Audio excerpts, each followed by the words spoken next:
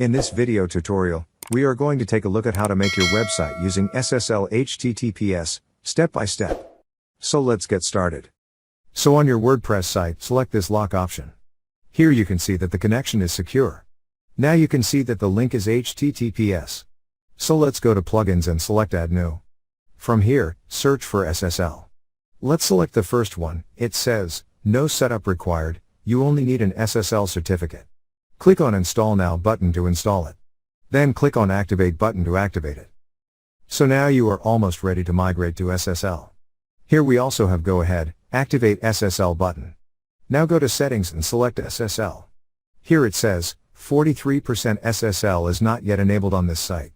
SSL is not enabled yet. Now before clicking this button, check for HTTP reference in your CSS and JS files, images, style sheets or scripts from a domain without an SSL certificate. Then create a backup from this link. You may need to log in again. Then you can also let the automatic scan with Pro version. Scroll below and click on Activate SSL button to activate it. Thank you for watching.